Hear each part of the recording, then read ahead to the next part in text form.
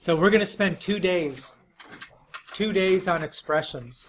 And the first day is multiply and divide. The second day is add and subtract. Right? It's the adding and the subtracting. That's the harder one. Because what do you need to be true before you can add fractions? You need a common denominator, right? And you know, that's difficult enough sometimes when you've got fractions of numbers. But when you actually have polynomials in the denominator, finding the common denominator can be a little bit of a trick. So I think this lesson is generally not the harder of the two. That'll come next time. But this is probably still challenging enough because, you know, the one thing that gets involved on all this stuff is you've got to be able to factor. I mean, you have to be able to factor.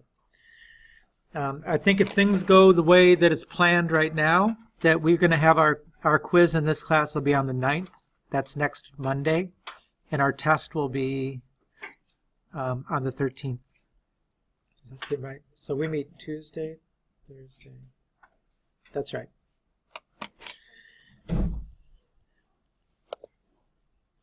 So the first thing we do is we simplify. Simplify rational expressions. And I put down there at the bottom just an example of numbers to show that it's the same thing. But the first thing you do is you factor the numerator and the denominator. And the second thing you do is you cancel any common factors between numerator and denominator.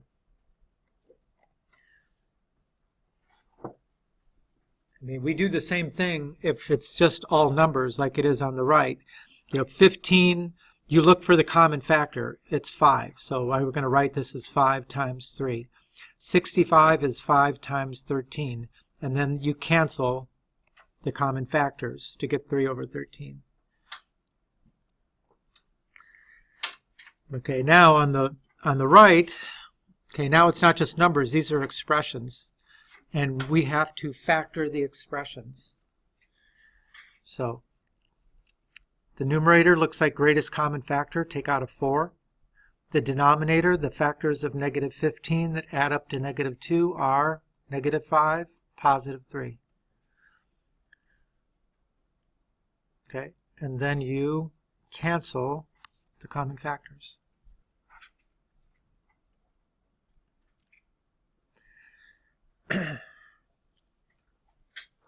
Now, I'm going to talk about domain in these, but in fact, the book that will not ask you, like in the homework problems, it doesn't ask you about it. The other books I've taught out of, it's always part of this discussion, but they just, for whatever reason, they don't do it in this book. So, remember the thing that restricts the domain is you don't want to divide by 0. So you have to say, because before I canceled those factors, the 2 zeros of the denominator were 5 and negative 3. So you would have to add to this. X does not equal 5 or negative 3. You know, it doesn't matter that you canceled the x plus 3 where that 0 of negative 3 came from. It's still a restriction to domain.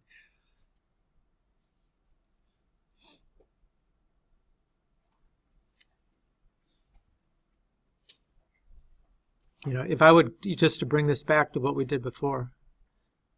Why is that not on?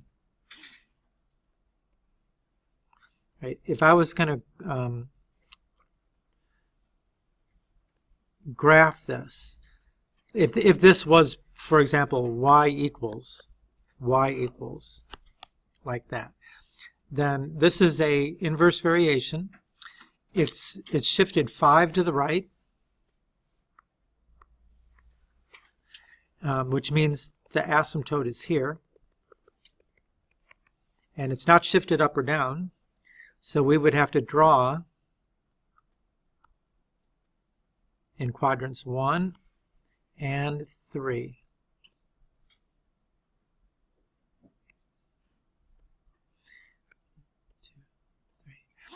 And then, okay, the x does not equal 5. Well, that's because x equals 5 is an asymptote. And the x equals negative 3. That means that at negative 3, there's actually a hole in the graph. It's going to just jump right over whatever that point is. So they're both restrictions to domain.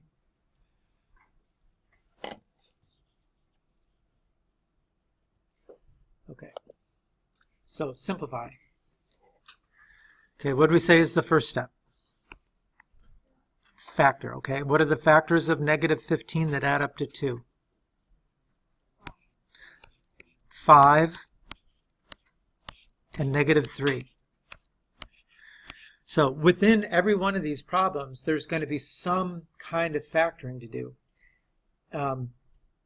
Something like this, x squared plus 2x minus, because that's a 1, then it's a one-step process. There's a lot of you that are still taking something like that and then using the 5 and the negative 3 to split up the middle term and group and group. You don't need to do that. It was a one-step process, right? You're going to make these problems way too complicated if you try to do that on every one of these. I mean, when you get something like this numerator, I mean, it's kind of with the understanding, okay, we're not trying to challenge you with the factoring. This should be the easy one that you can do without showing work or anything. Just goes from here to here. Okay, how about x squared minus 9? What kind of factoring is that? Difference of squares. So how does that factor? Plus 3 minus 3. Again, that's a kind of understood to be like an easy kind of factoring. So we're not trying to stress ourselves with that. If it hasn't been easy in the past, maybe doing a lot more like this will make it easier. Okay, so we factor. That's step 1. Step 2, cancel the common factors, right? And so our final answer here is x plus 5 over x plus 3. And if I was going to say the domain, I would say x does not equal what?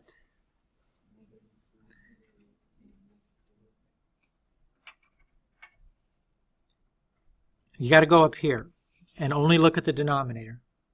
X does not equal negative 3 and 3, right? The x plus 5 has nothing to do with it, right? That's in the numerator. It's the zeros of the denominator that would restrict the domain.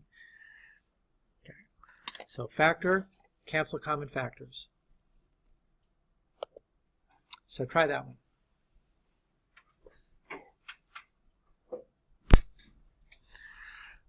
Okay, what kind of factoring are you going to have to do on both of those? What do you call it? It's the greatest common factor, right? So what is the greatest common factor in the numerator? 20, right? So you factor 20, and what's left inside? 2x plus 1. Okay, how about the denominator? Greatest common factor is 10, and then that would leave us x plus 3. Okay, so now we can cancel common factors. I mean, in the end, it doesn't quite look like that, but how do you simplify 20 over 10? It's just 2, right?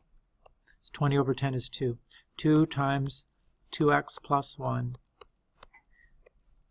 over x plus 3. Okay, which is 4x plus 2.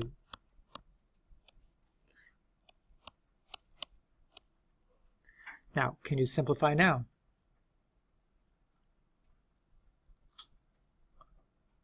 Any common factors? No, remember, this is the thing you don't want to bite on this one and say, oh, I can cancel the x's here. Why? Why can't you cancel the x's?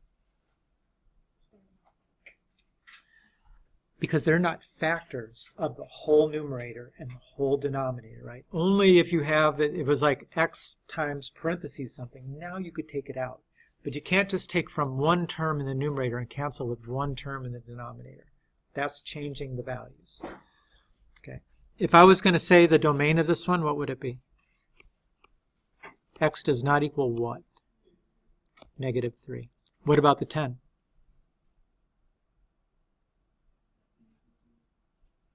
Well, 10's not going to equal 0 anyway, right? It's a constant. So no restriction to the domain comes out of the 10, because that's a constant. Okay. So try that one. So not much factoring to do here. How does the denominator factor? X plus 4, x minus 4. And then you cancel the common factor, which is x plus 4. So this equals 1 over x minus 4. And what would be the restrictions to the domain? 4 or negative 4, right? You got to go back up to here before you started canceling. Okay, I think I got another one. Try that one.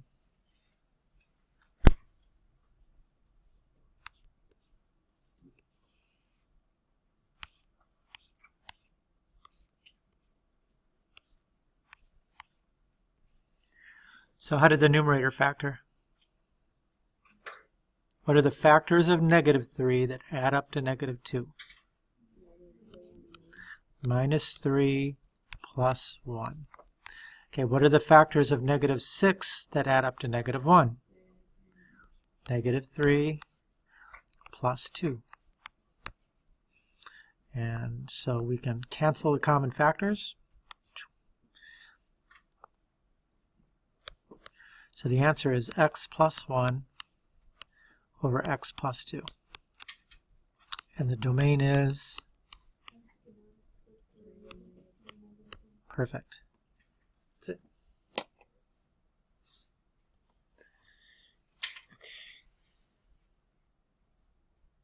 Okay. Now, I'm going to do this one. If you look at this one, what kind of factoring would we have to do to the numerator? It's the greatest common factor. It's only 2 terms, so it could either be greatest common factor or difference of squares, and it's not a difference of squares.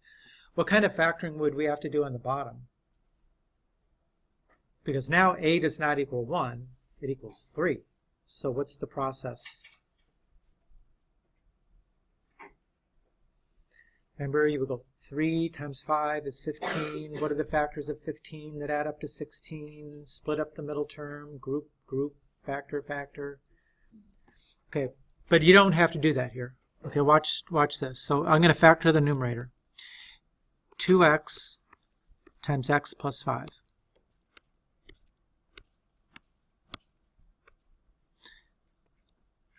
Okay, now in the denominator, because it's a trinomial, I know that it's going to break down, it's going to be a binomial times a binomial.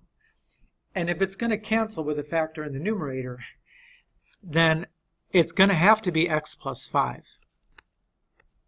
So remember, before we learned how to factor by multiplying a times c, find the factors that add up to b, actually what we did was just guess and check. I mean, you could always just see whether you could find the right, binomials. And since we probably already know 1, x plus 5, it would be a simple matter to just, what has to be here in order to get 3x squared and plus 5 as the first and the last term. Well, this would have to be 3x, and this would have to be 1. And now we just need to check to make sure that we've got the right middle term. If we FOIL this, will we get 16x? 3x times 5, 1 times x. Yeah, you're going to get 16x. So, without actually doing the, split this up into 15x plus x, 3x squared plus 5, group, factor,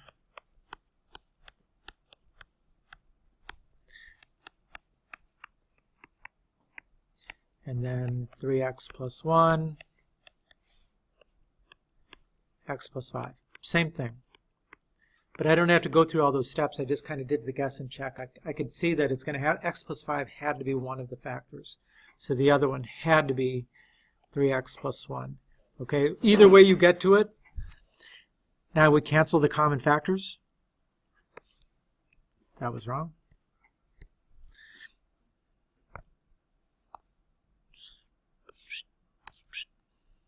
Back to blue. So this thing equals 2x over 3x plus 1.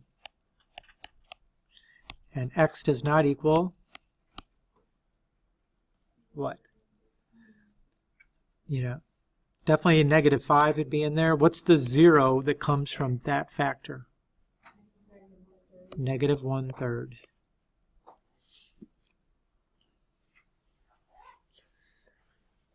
It's not often when you see these kinds of problems that they give you, what I was calling the not simple quadratic trinomial.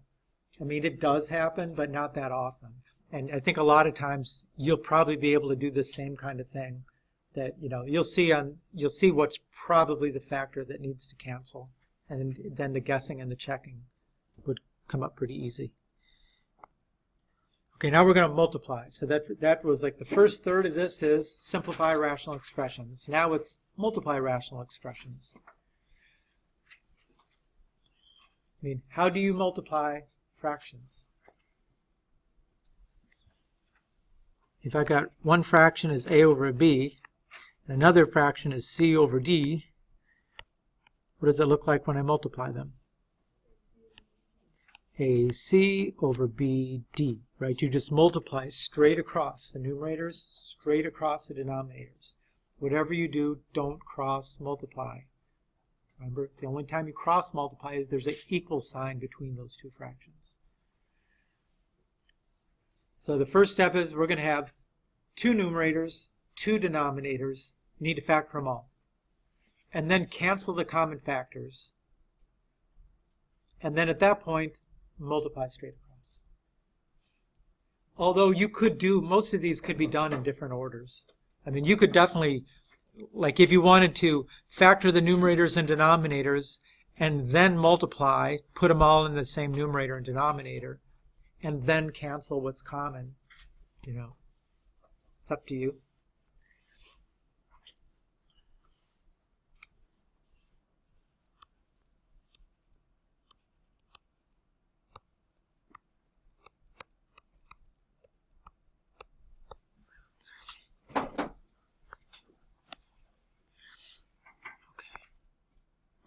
Okay.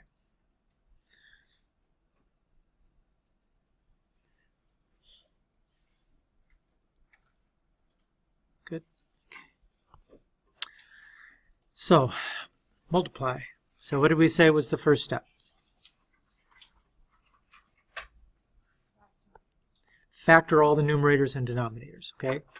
What kind of factoring are we going to do on the first numerator? Greatest common factor. What is the greatest common factor? 3x. And then what's left inside?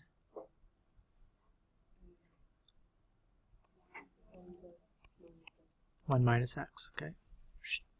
Okay, well, how about this one? What are the factors of -5 that add up to 4?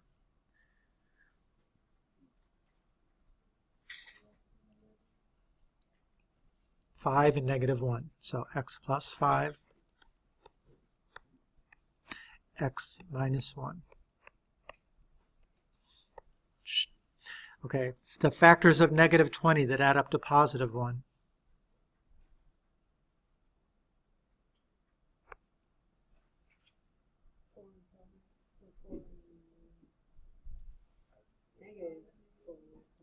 -4, +5, right? X minus 4, x plus 5. And then 3x. 3x can't be factored. Why? Because there's only one term. Right? You can't factor something that only has one term. Okay, so we did what we said. We factored all the numerators and denominators. Now we're going to cancel common factors. Okay, let's see. 3x can clearly cancel with 3x. X plus 5 can cancel with x plus 5. And notice that you can cancel the common factors even though they're not in the same fraction. But this is the step, if you wanted, you could just like multiply them all together and then cancel. It doesn't matter, but you can cancel even though they're not in the same fraction. What's left? Who's that? Come on now. Josh is looking around to blame somebody else.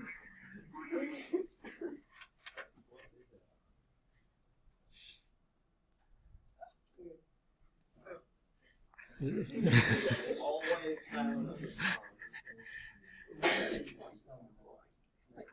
Yes. Okay.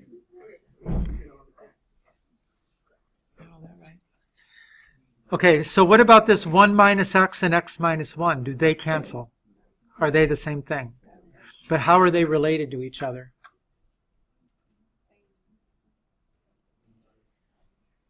This is always my example for this. What's 3 minus 1? What's 1 minus 3? Okay, so when you reverse the order of subtraction, you get negative 1. So I can cancel this with this, but that leaves a factor of negative 1 behind. Okay, so now we've done all the canceling that we can do. We get negative 1 times x minus 4, which is negative x plus 4.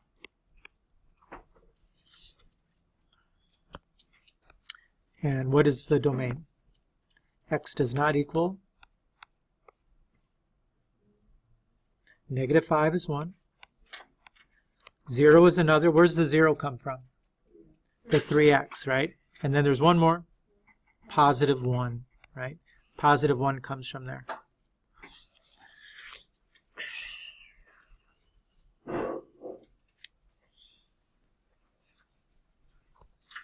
So here's your you try.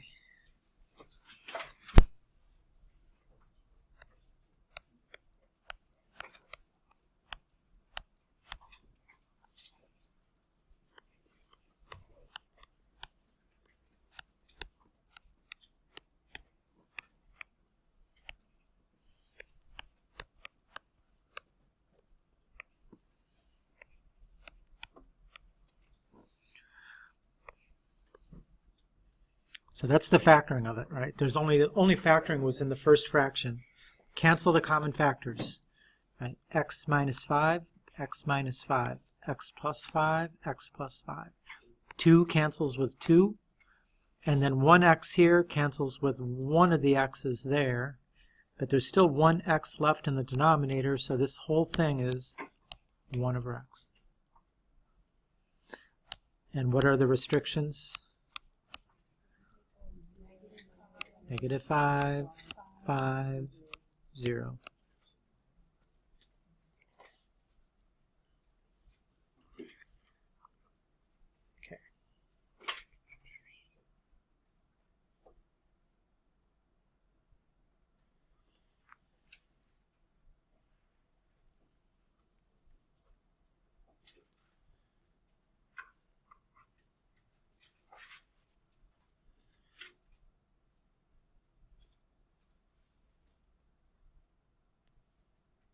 Okay. Okay, now this is one for me, right? This is a me try. So the first step we said is factor the numerators and denominators. What factoring is there to do in this problem? None, right? If you look at every numerator and every denominator, there's only one term, so there can't be any factoring to do. So it usually after all those other kinds where you're doing difference of squares and quadratic trinomials, we'll get a problem like this and just be kind of stuck on what do I do with that. But in the end, there's no factoring to do. And this is probably the case where you might want to switch those last two steps. Because you see there's x's and y's in every numerator and every denominator. So maybe before we start canceling between the two fractions, why don't we just put it all into one fraction? Then we'll just have one x term in the numerator and one in the denominator. So let's do the multiply straight across first. So this will be 3 times 6, 18. X to the 5th times x to the 1st is x to the 6th, right? Y squared times y squared. I don't need that. Times there.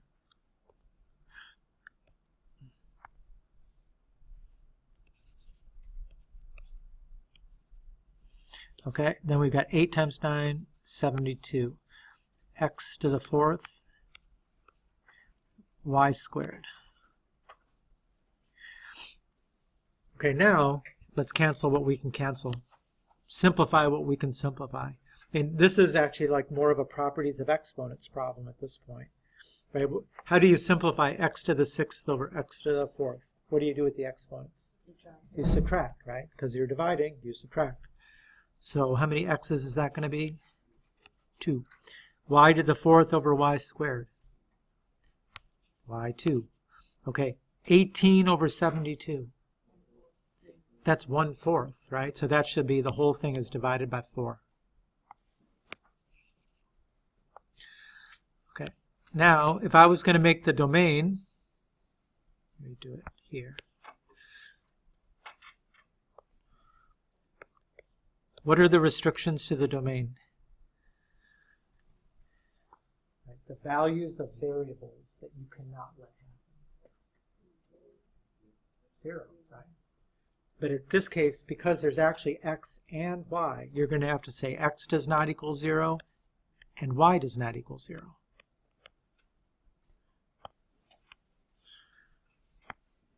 Right? Because either one of those could make either one of those denominators equal to 0. So you have to say x does not equal 0, y does not equal 0. Now, you may say, well, I thought y was a range. Well, if it's y equals some expression with x in it, then y is the range and x is the domain.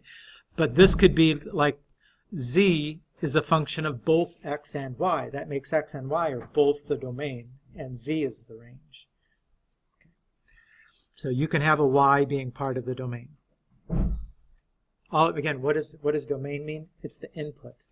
So it's just another one of the inputs. Okay, now we get to the dividing rational expression. This is the last third. Right? How do you divide fractions? Generally, you flip and multiply. Right? Dividing by a fraction is like multiplying by the reciprocal. So the very first step here is, if it says divide by some rational expression, turn it into a multiplication by flipping the second fraction. At that point, you're multiplying. Right? Then you just turned it into something that we just learned how to do. So the only thing new here is flip and multiply.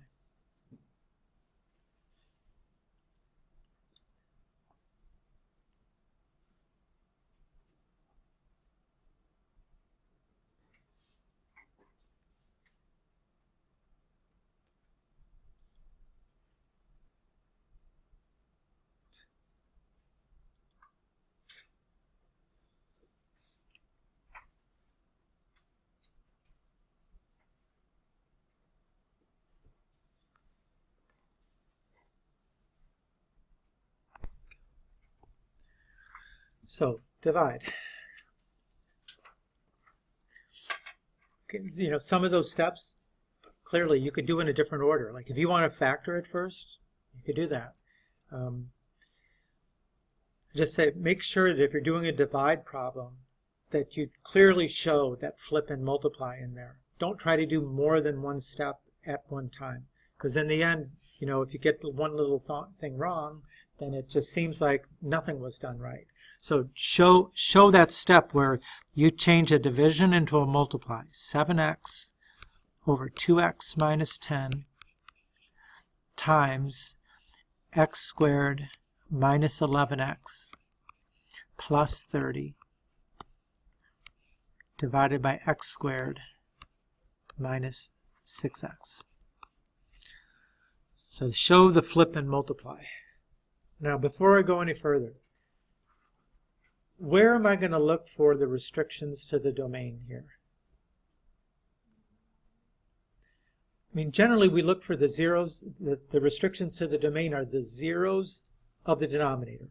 Well, if you've got two fractions, you got two denominators, right? So you're like we did with the multiply, we were looking at both fractions. But when you divide, you actually have three divisions going on, right?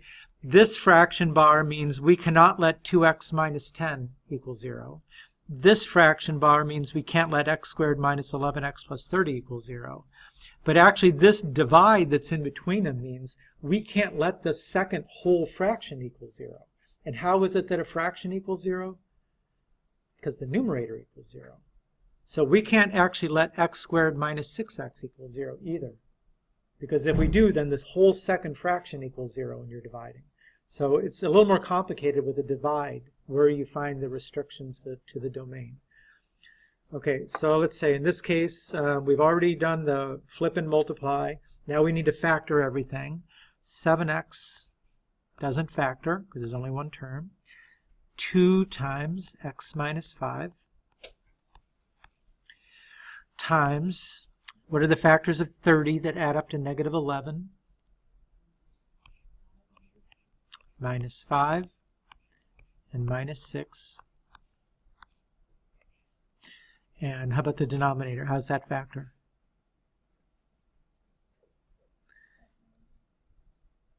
You take out an x, right? It's greatest common factor. X times x minus 6. Right, that was step 2. Step 3, cancel the common factors. So let's see, we've got an x here and an x here. We've got an x minus 5 and an x minus 5. We've got an x minus 6 and an x minus 6. And it looks like the only thing that's left is 7 halves. Except for that it has restrictions to the domain. X does not equal what? 5? 6? And 0. I mean, so had this been a function y equals, right, y equals 7 halves is what kind of a function?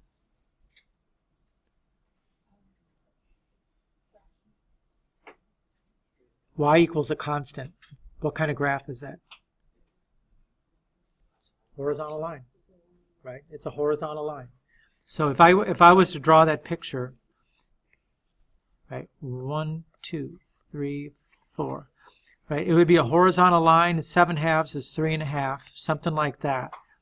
But then I would have to say at 2, 3, 4, 5, 6, at 5 and 6 and at 0, there's holes in the graph. That's what it would look like if you graphed it.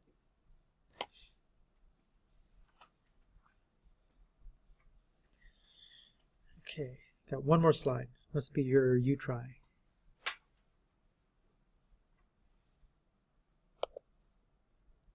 So try that one, and then we'll be done.